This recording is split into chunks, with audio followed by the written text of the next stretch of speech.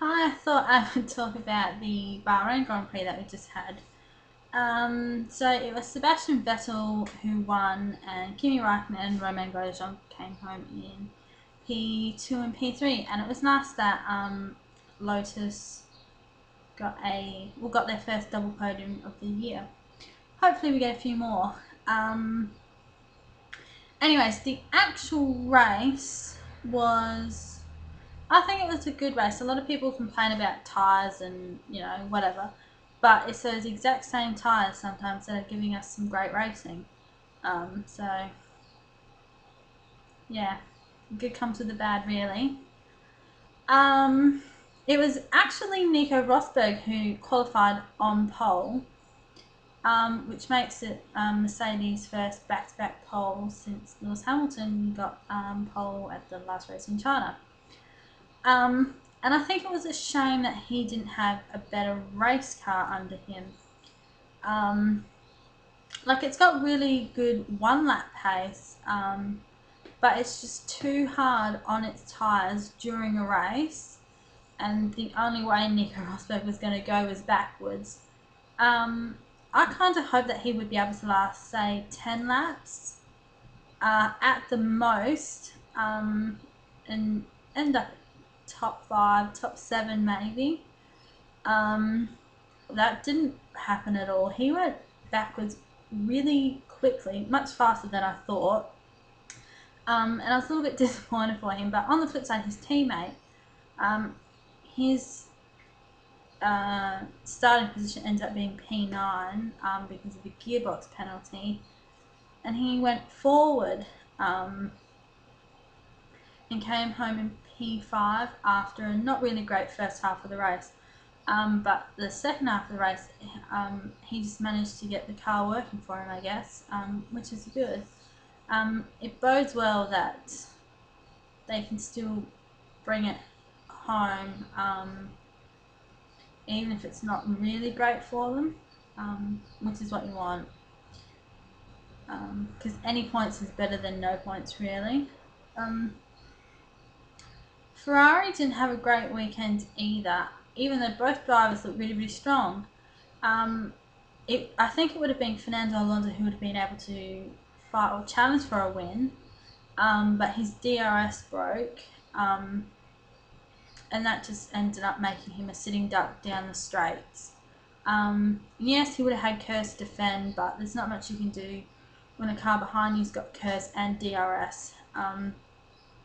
So bringing it home in P8, that was a good effort. And then Felipe Massa, he came home for P15, but he just couldn't get tyres. It was just, his weekend the problem was tyres, not speed or anything like that.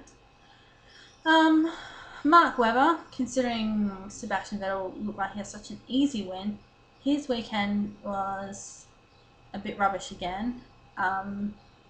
This race he served his 3-race grid penalty because of the clash he had with Sergio Perez in China, I think. No, it was Jean-Eric Vergne, that's who he clashed with, my mistake. And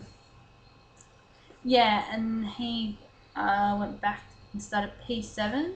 I can't remember where he finished, but it just wasn't a really great race for him. But some teams who did have good weekends, it were, as I've said, Lotus. And I think their weekend could have been better if it wasn't the medium and the hard tyre that was getting used. If it was the soft and the medium or the soft and the hard, I think especially qualifying would have been different. I think it's getting the harder tyres to work over one lap.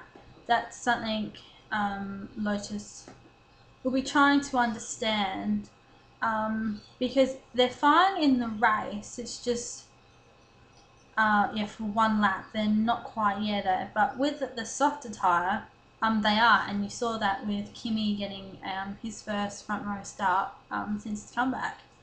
But that was done on a soft tyre, so based on that, when we get to places like Monaco or Canada,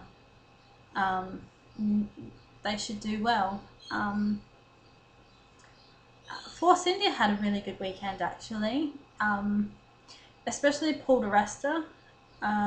He was on his way to his first podium with a P3, but he just got caught by Romain Grosjean.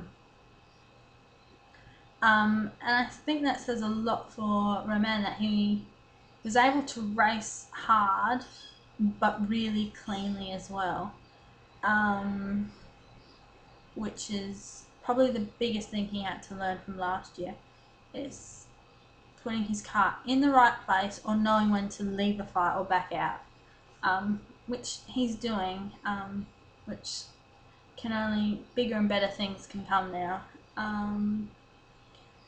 McLaren, they had a good weekend as well. Yes, Jensen had a 4-stop, but both cars, considering where their car is, the fact that they managed to bring home both cars in the points is a good thing.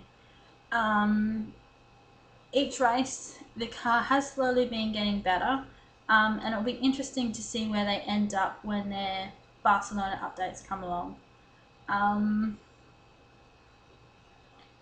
It might be a bit hard for them to catch the top 3, but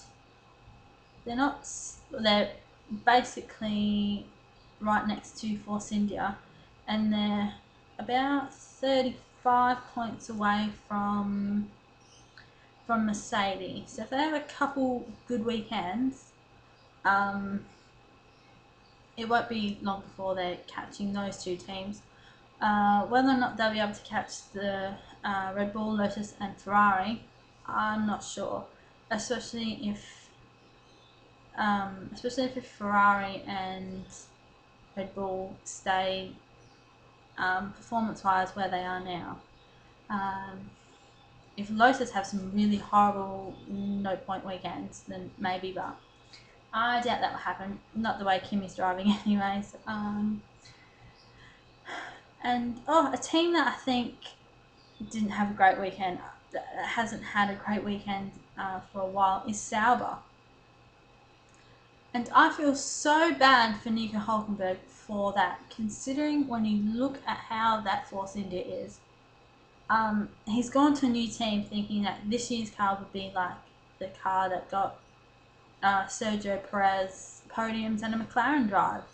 And it's nothing like that. It's so horrible and just and I think Nico Hülkenberg is one of those drivers. He deserves to be in a better car than what he's ended up being in.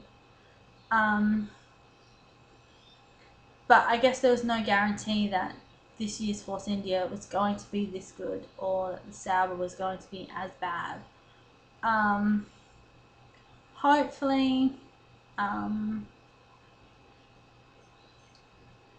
Nico Hülkenberg doesn't just get lost in the non-point finishes. Especially if at some point he wants to get to a bigger team, he needs to start standing out, and he just doesn't have the car right now to do it, which is a shame. And Esteban Gutierrez, I think that maybe it's too soon for him to be in Formula One. I don't think he's had a remotely good weekend, let alone a strong weekend. Yeah, I don't know if it's Formula One's right now for him.